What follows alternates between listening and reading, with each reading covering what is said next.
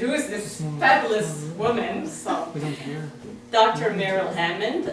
She was trained as a nurse and midwife, and then she studied sociology and got a PhD in public health and adult education. So, you know, I feel very little. 11 years ago, at the age of 51, she was diagnosed with rapid cycling bipolar disorder type 1. She has chronicled a remarkable journey from locked ward patient back to full recovery in her best-selling 2018 memoir that some of you just got. It's Mad Like Me, Travel in Bipolar Countries. It's now our mission to fight the stigma against bipolar and all mental illness in all age groups. With Dr. Hammond tonight are her super supportive family caregiver, her husband of 35 years, Rob Collins. He's just rushed home, he'll be right back. And one of their 5 children, Wow. Tammy Ann Collins, who's also the editor of the book. And so I'll pass her the floor. I just wanted to tell you that I'm very pleased to see that their students, workers, family members, people, so I think that's all about mental illness or, you know, talking about the stigmatization. Can we all together talk about it? I think we're in a good direction. Excuse me, but who are you? I'm a Karen also, but my name is Lise Baudet. I'm also president of the board at Fred's Family Health. Thank you, Lise. Now you clap. Yay! She's back. That's entirely posing for the video. Thank you very much, Lise. And yes, as I mentioned, my husband will be back shortly. He just rushed home to get a few more copies of the book for some folks. Mathieu, would that introduction be on the video that I don't know goes online? If not, I'll just repeat that I started life as a nurse and midwife. My funny accent, if you're wondering, is from South Africa. So I did nursing, midwifery, and then a bunch of other post-grad nursing qualifications. Nursing education, administration, and what's the other, community health nursing. Then I went back into academia, so I did sociology for a few different courses, and finally my PhD in adult education and public health. So I come at this issue of bipolar from a rather different perspective than a lot of the patients, but when it struck, I was just like everybody else. I was completely derailed. And I remember the days, it was 11 years ago when it first started, but it's like yesterday. And I think my poor family, when we were preparing for tonight, it just brings back those feelings. Eh? It's trauma, really traumatic. So, just to begin and say, it's a real privilege. I've never expected this number of people. I'm really, really happy to see each one of you, and I know you're busy, you have 1,000 things to do, but you care enough to give it a go. So thank you for that. Quick overview of where we're going this evening. After a very brief icebreaker, we've already broken the ice a little bit, but very brief show of hands I'll do. I'll share the goal for the session, and then hopefully you'll be back. Rob and Tammy and I will share an incident from when I was really sick, and after us reflecting on that, we will break into small groups, and you will each get a little handout. Ooh, only made 20 copies. You will share handouts of scenarios that you might encounter as a caregiver. And if you happen to be a professional or whatever, you will think about what you would advise a patient to do coping with this kind of situation. After that, we'll come back to plenary, share ideas from the different small groups, and then have a Q&A/comments time at the end. Sound like a plan? Yes. What are they going to say? So, show of hands, friends. please raise your hand if you happen to have bipolar disorder. Just the two of us? I didn't hear the question. If you have bipolar yourself. Oh, I see. No. So there's just two of us in the room, and we're not shy to say. Great. Raise your hand, please, if you're the family caregiver of somebody with bipolar. Bipolar. Okay, thank you. Now raise it if you're a family caregiver of somebody with a different mental illness. Okay, perfect. And finally, what if you work with people with mental health issues? Bunch of you. And some of us, I see, raised our hands about 6 times. 4 times. 4 out of 4. Very good. Either way, very warm welcome. I don't care why you're here. Now, what's my goal in this session? First of all, to help you get inside the skin of somebody with bipolar disorder. In your case, a loved one or a patient who is experiencing an episode, whether it's the depression phase, a hypomania, the mania, even mania with psychosis. How do they feel? What's going on for them? Never mind what's going on for you. I understand that it's agony for you, but I want you to try and understand them. Why? So that you can better empathize with them and figure out the most productive responses that's going to get you through the crisis, that's going to move you in the right direction. Otherwise, you just stick. You stuck. We want to keep, the goal is to keep your loved ones safe and preserve their dignity as far as possible. But equally important, if you're a caregiver, to preserve your own well-being and what's left of your sanity dealing with this person in that state. I know what I put my family caregivers through when I was so sick. Okay, he's not here, so we're going to wing it, Tams. Tammy's going to come up, and we're starting to remember a moment. I was manic. I had been in the Douglas and was discharged for, it was about 5 days after I came home. This is all chronicled in that book, in the book that I wrote. So about 5 days after, come here, babe, you've got to be in the camera. So I started going really, really high. One morning, it's like 5 o'clock in the morning, I haven't slept a wink, and Rob has been day after day going through this, is getting more and more, what would you say? Irritable.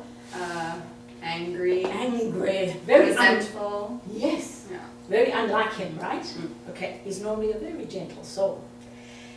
So it's 5 in the morning, and I'm, for some reason, standing near the bed, and Rob has a tantrum. He pushes me down. You weren't there, so you don't know this. He pushes me onto the bed and says, "That fuck's hissing at me. For goodness sake, you're gonna get some sleep now." All he wants, of course, is to sleep himself. Now, can you make somebody go to sleep like that? So I'm furious, and I start kicking him. Kicking. He grabs the ankle. So I kick with the other ankle. Kick. Grabs both. So, of course, I start screaming. "Help! He's hurting me!" And then you enter. So then I wake up, obviously, and then run into the bedroom, and my other sister was quickly behind me as well, and so I yelled at Rob, "Stop hurting her," and my sister Carrie grabbed him and took him to the other side of the bedroom so we could separate them, which we often had to do when she was manic. We had to keep them separated. And then, should I go on? No, just go. Okay, so then I was with my mom, so I checked that she was okay, and I figured she would probably be overreacting a little bit, being overly dramatic, which she was, and that was good, and my sister was calming my dad down. And then... How did it end? I think, I don't know, Kara was talking to Rob. I don't know, what do you remember? What I remember is that, to me, those incidents felt like an abscess that gets bigger and bigger and bigger, and then it bursts, and I scream, shout, whatever. And then it's like, what abscess? What are you talking about? Everything's fine. Yeah. I had no problem after that. Just get him away from me, and now I'm fine. It's like, gone. So, my image is of the manic wave comes with these dreadful spikes, and each spike is a separate axis that has to burst on somebody. Sometimes you guys, I would call you terrible names, you know. Sometimes Tammy and her sister, whoever was at home, would get the brunt of it, but mainly Rob. So we thought about it and thought, how could we have prevented that ugly, ugly incident with physical violence? I mean, completely unlike us. How could we have prevented it? And you had a great suggestion. Several. Oh, sorry, several. One easy thing is to ask you if you wanted, there he is, to ask you if you wanted to watch a TV show to distract yourself. She loves Netflix, so just getting her mind off of whatever was happening would be a very easy solution. You also were very into music when you were manic. You would get obsessed with particular songs and just listen to them on repeat for several hours. So if we didn't have access to a TV or an iPad or whatever, then putting her on her iPod. With headphones. Yeah. Beautiful. You go into your own bubble and you don't care about these idiots who are irritating you. You just go into your own. You missed the show. Come, Rob. Come. This is my dear husband, Rob, who we've just described being very violent and bad. Come in, Rob. You just have to be in the camera angle there. Okay, very good. Very good. So right now you were pushed away by Carrie, and my abscess has burst, and I'm feeling much better. We're looking for solutions to prevent. And Tammy has said either Movies, put her TV on a shows. movie, put her on music. Yeah. You had another suggestion this afternoon. Yes. Mia liked to, when she got manic, she would not want to be in the same bedroom as Rob, so she moved into the basement like a teenager and had her own kind of apartment down there. It was a small room, but she had a bed, and then beside the bed she made a little yoga mat for her yoga studio, and then the guitar was there and her music corner and stuff like that. So putting you down there sooner, I think. Separating from the source of irritation. If you've got a guest room or a, you know, I could have even taken over your bedroom and you share with Carrie, whatever. Yeah. So get away from the, because these two were just rubbing so badly. Good. Rob, say something intelligent. Well, the simple truth of the matter is that you can't reason with somebody who's manic. Or if they're depressed, the same thing. There's no chance to have any kind of discussion. So I guess treating them like that, what do they say, distract a little child? Yeah. Whatever, but don't try and argue. I think there's a saying in Suku that says, don't argue with a mad person because somebody watching can't tell the difference. So that's, I mean, we used to say that as a joke, but this little joke came back to roost and became reality for me for a while. Some would say still is. But, So back to my point, what would you have done to prevent me kicking you, or should you have pushed me on that bed? you know, you have to Oh, no, let's take it. It's being filmed. just de-escalate the tension as best you can and forget about trying to control the irrational behavior. Merrill wanted to phone relatives in South Africa, you know, for them it was 3 a.m. in the morning.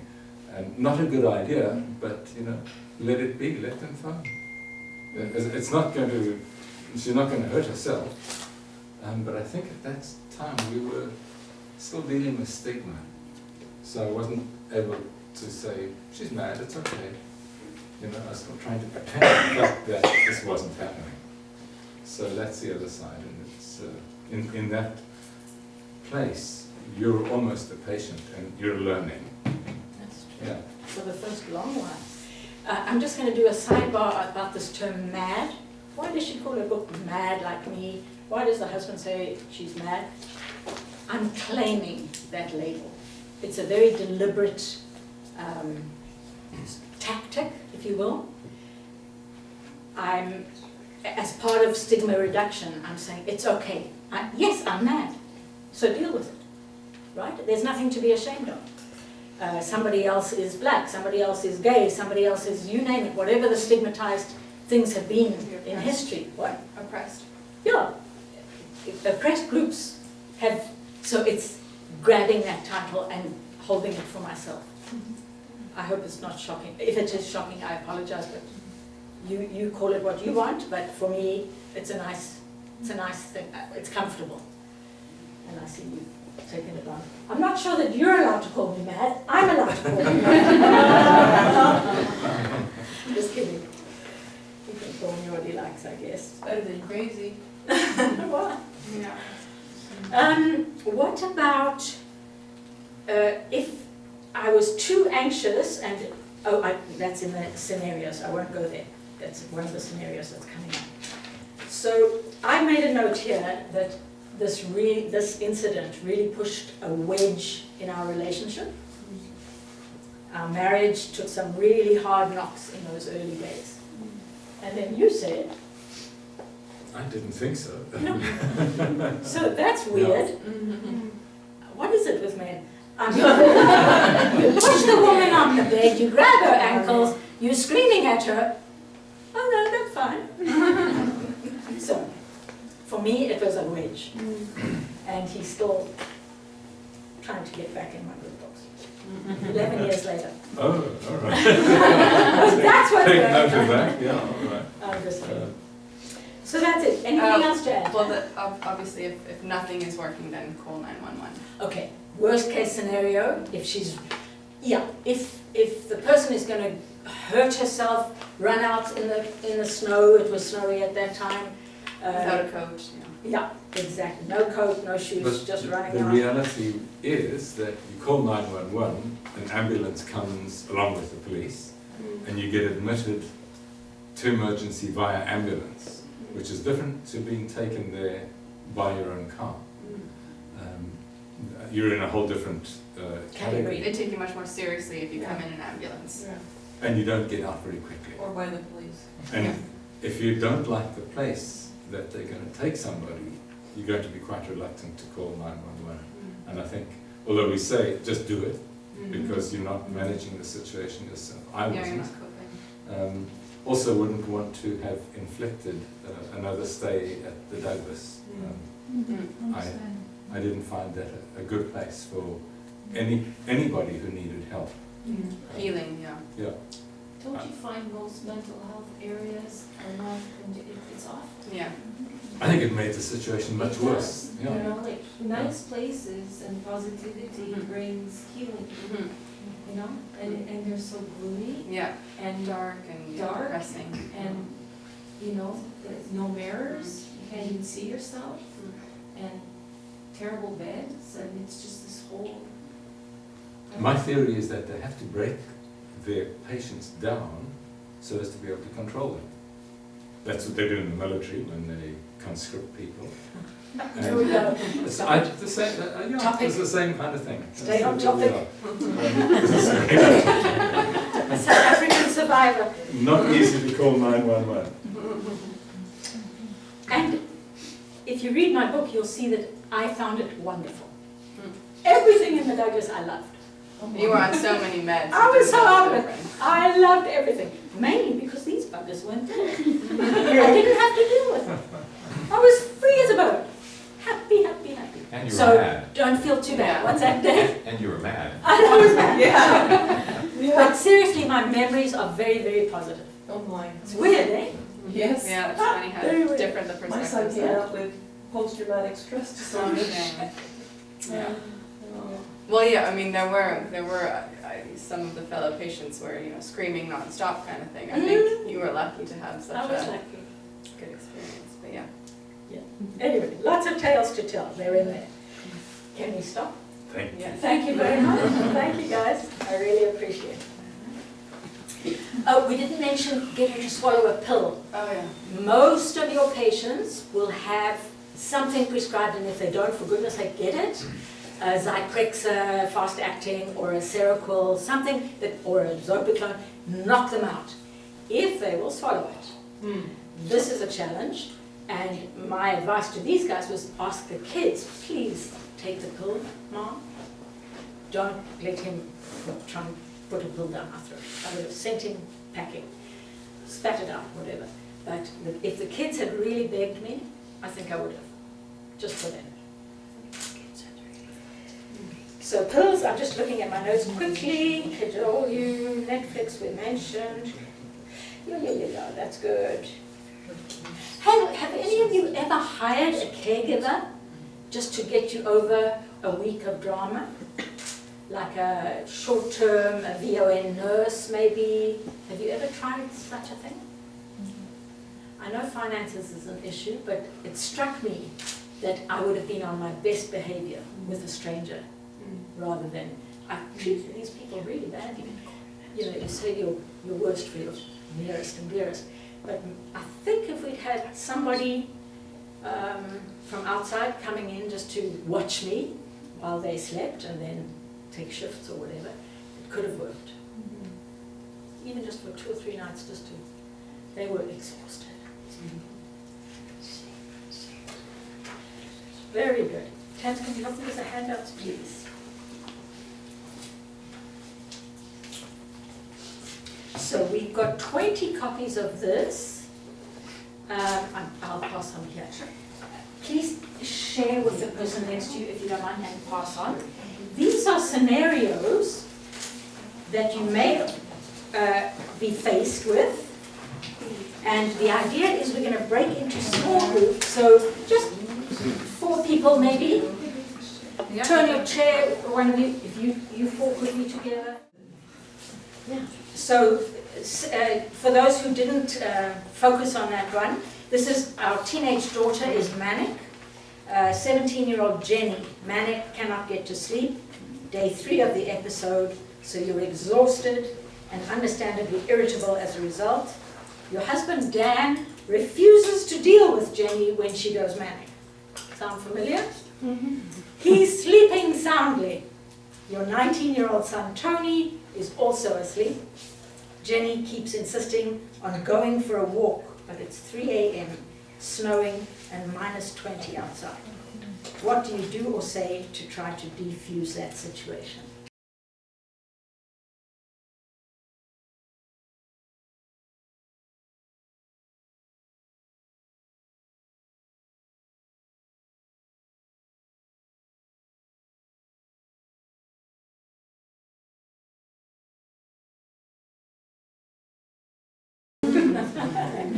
He's been there, done that, right? Yeah. Excellent. I'm just remembering how I was in that state.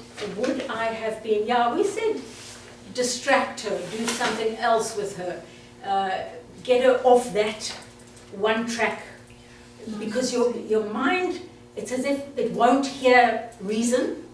So how do you open it up to other possibilities that could be just as fun, frankly? It's just one idea that's entered her head, and we've got to convince her that there are other options for tonight. Excellent.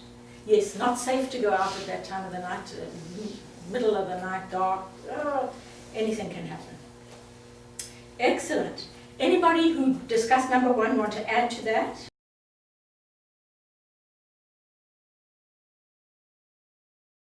Just walk. Just walk. If you've got stairs, climb up and down the stairs. If you have a bike or a treadmill or something, get on that. Excellent. And be with her while she does it. Maybe just encourage her. Okay, that's a great idea. Are those the best options for Jenny herself? Or what about for the caregiver? Did you consider what would be best for the caregiver?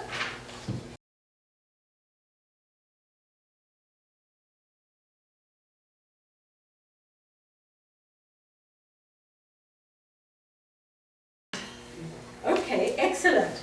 I'm just going to look at my notes quickly. Yeah, the setup. Oh, what about these two sleeping family members, friends? You got Tony, is it? Yeah, 19-year-old Tony, fast asleep. He doesn't give a damn. And the dear old husband. I don't deal with this. That's your problem, Mom.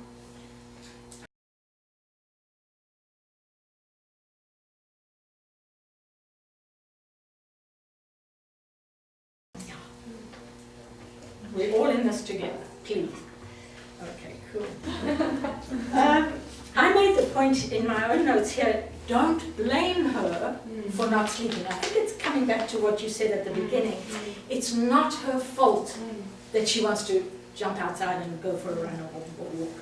It's merely a symptom of her condition. So we have to accept that and not treat her like a naughty child. You know, get into bed. Stop this now, I can't take it any longer.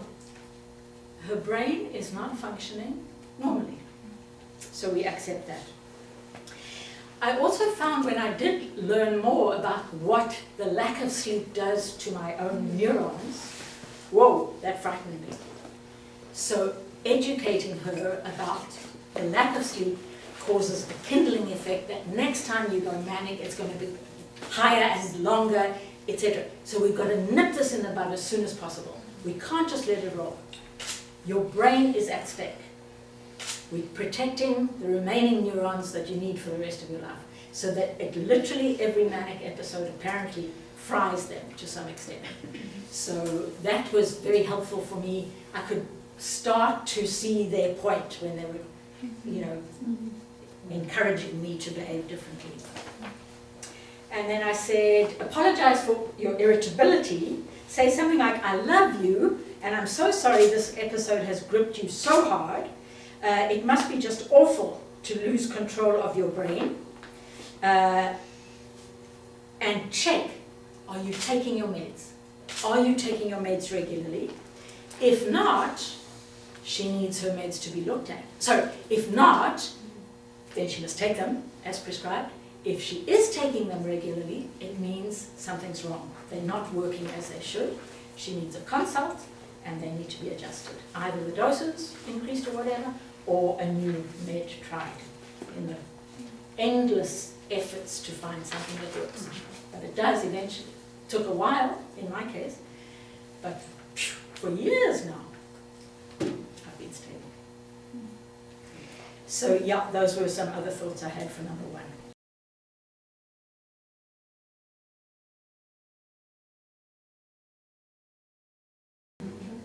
And it can get very frustrating, but you just got to do it. Keep trying, keep trying. Give each med enough time to kick in or not. Keep going back for your appointments. Yeah, that's all I can recommend. Yeah.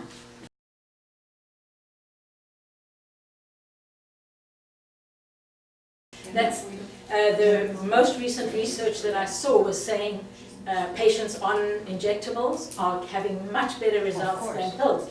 But it's not because the medicine is more effective, it's because the route of administration. So compared to people who are not compliant, they're not adhering to their therapy. Yeah.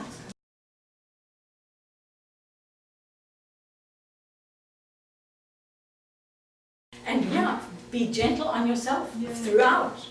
You're dealing with a huge stress and crisis, and you deserve every care that you can give yourself, and that's why I get angry about the family members sleeping. They need to help you to survive this drama. Very good. This is fun. Can I move on? Can I jump on to number 2? I'm coming back to group number 6 with the 6 members, and that was group 4 has done that.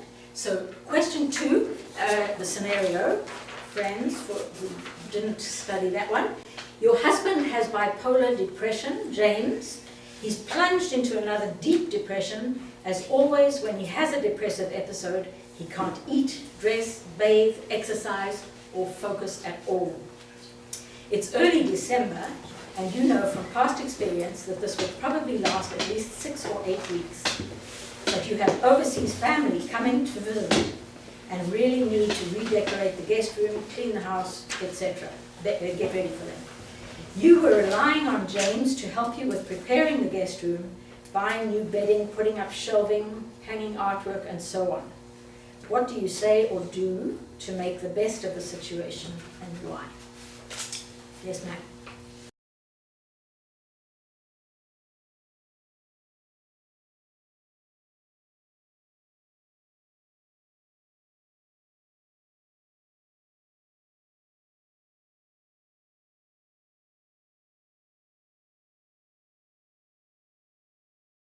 Excellent. Accept, don't blame. Very good. Very good. I didn't think of getting the guests to do the work. I think that's excellent. They would probably know it. Yeah, they would Well, be they are family. helping out. Yeah, exactly. Or get a list of Airbnbs. That was my idea. Ask the guests, please, to use an Airbnb for however long, because for those of you who've suffered depression of this nature, the idea of house guests, I'm sorry, it's just too much. You don't want anybody in your bubble, right? So it was really, it would really help James if they were staying at a nearby Airbnb or motel or whatever. I know it's not the most hospitable thing, but it might be the best. Or I thought if James has a family member, a brother or somebody nearby, that he could go there, give the family respite. The caregiver has a wonderful time with her family visiting, and he just hides in his bubble. So that was another option. Excellent. Thank you very much. Good group. I'm going to check my notes. Caregiver. Yeah, forget about that. Just put some clean towels out. That's it.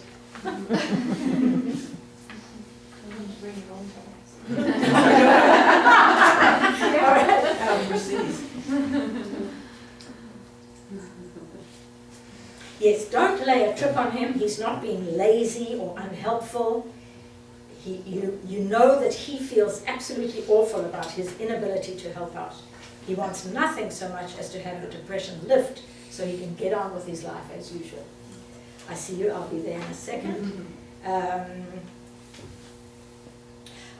Even standing and walking, never mind putting shelves on the wall or whatever, just to stand up out of that chair and walk is more than he can do sometimes.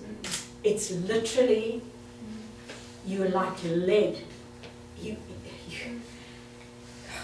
Awful. I don't want to remember it. So, at the same time, my family was very clear that exercise will help you to get out of this damn cycle. So they would drag me, we have a treadmill in the basement, drag me onto that thing and be with me while I did 5 minutes. Initially, 2 minutes, and then I died.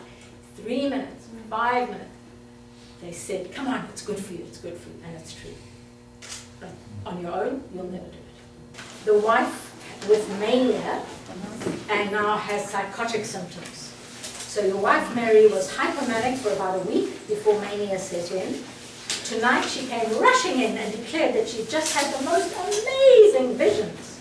She was seeing all kinds of people doing wild circus acts in dazzling costumes. She calls you to come into the other room so you too can enjoy the show. Your heart sinks, realizing that she must be having visual hallucinations. What do you say or do, and why?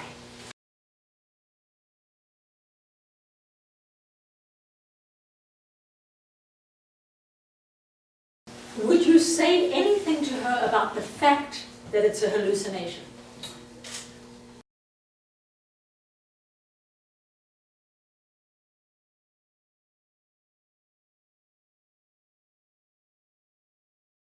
When I was hallucinating, I came in very excited.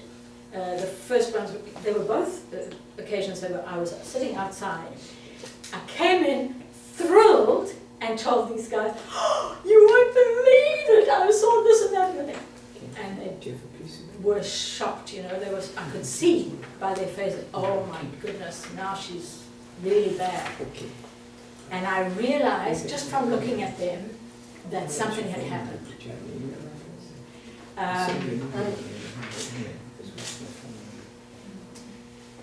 So I believe in the circus example, it would be wonderful to say, wow, I can see you're very excited about this act. I can tell you, I can't see it myself. It seems to me you're having an hallucination, which is very common in people with mania. What it's meaning is that your mania is going higher and you're into psychosis. And the next step is going to be hospital. We have to help you come back down. And there's a few things we can do. Sleep is very important. Some meditation maybe, calm yourself down. But I see that you're excited. So you're validating in one way that you're not reinforcing. And just by naming it, you're hallucinating. She can take that in a manic state or depressive. You can tell them without upsetting them. But I see that you're excited. I respect that you're excited, but it's not there. It's a figment. Your manic brain is playing tricks again. They need to know that, I believe.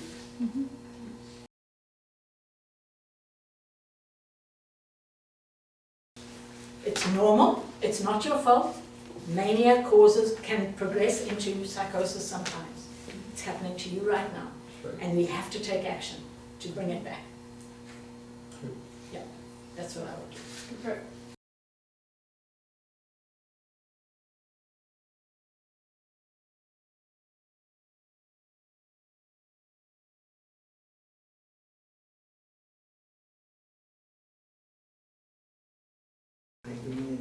Excellent. Great, thank you very much. The summary is, the younger you get bipolar, the more likely you are to transmit it to your children. So Tammy should breathe easy, because I only got it when I was 51, so she might be safe. But in general, yes, it's accepted that there's a strong genetic link.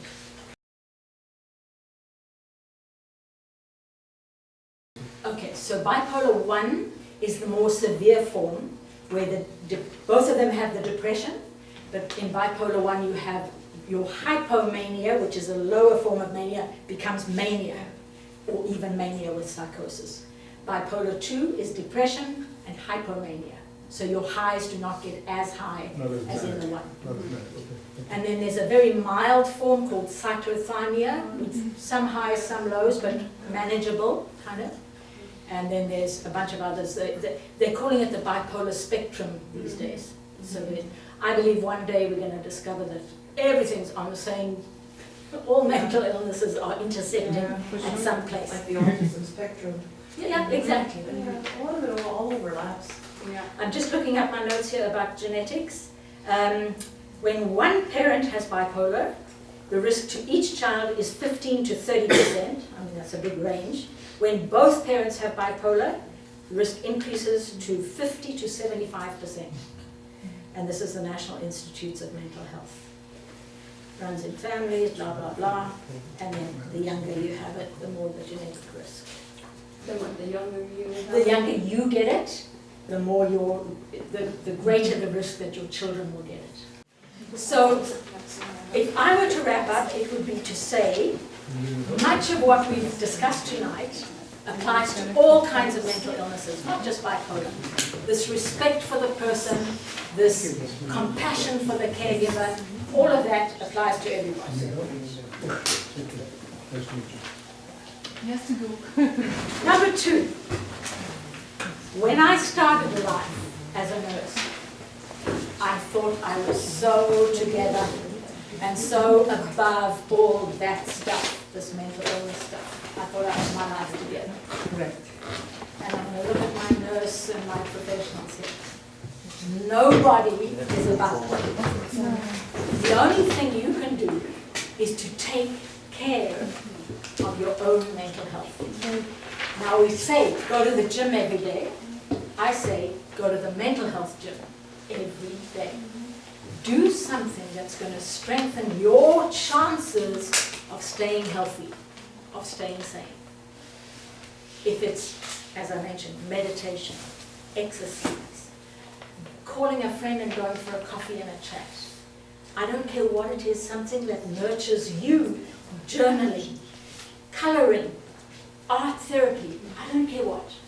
Take care of your own mental health, or you, like me, will cross over that very thin line between mental health on the one hand and mental illness on the other. And once you've crossed that line, it's very hard to find your way back. Not impossible. Number 3, I wanted to say, very sweet. The second last thing is, if you're a bipolar patient like me, oh, he's just left. So I'll forget that point. I was going to say give us a round of applause, because it's a big step to take responsibility for your own mental health. And he's clearly doing it, I'm clearly doing it, I hope your son. Actually, I know him There you go. before he was diagnosed. Ah, there you go. But the final thing is to say, if you're a family caregiver, or striving to become one, even at a distance, that's giving care, okay? So if you are one of those people, give yourselves a huge round of applause, because the hidden work you do is very undervalued in society, but it's hugely appreciated by at least me, if not your loved one. So thank you.